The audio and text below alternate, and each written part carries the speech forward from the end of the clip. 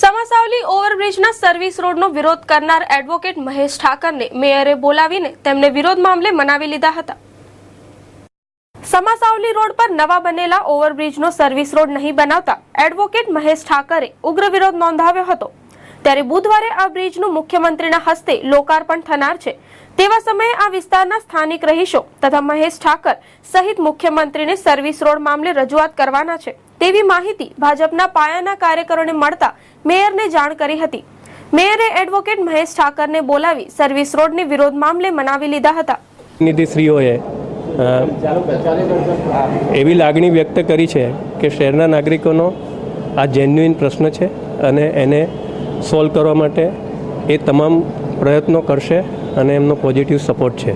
અને આ રીતે ત્યાં જે અંડરપાસ અને સર્વિસ રોડ આપવાની જે માગણી છે એ સંતોષવા માટે એમણે એવું કહ્યું કે જમીન એક્વાયર કરવાની પ્રક્રિયા અને એ બધું ચાલુ થયેલું છે।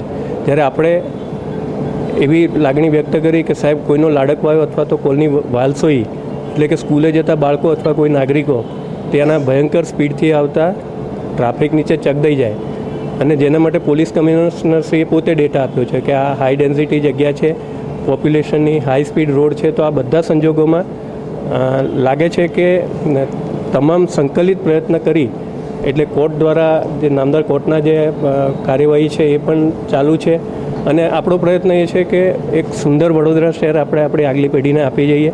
એ જે સયાજીરાવ સાહેબનો જે બ્રિજ છે ને, જે યુનિક બ્રિજ કહેવાય છે, એની પહોળાઈ કરતાં આ બ્રિજની પહોળાઈ 3 ગણી છે। એટલે આપણે એવું કહ્યું કે ઓલરાઈટ તમે જે ચૂક્યા જાગ્યા ત્યારથી સવાર તો એક સાઈડની પહોળાઈનો ઉપયોગ ત્યાં સર્વિસ રોડ આપવામાં કરી દો અને શક્ય છે એવું હવે બધા માને છે।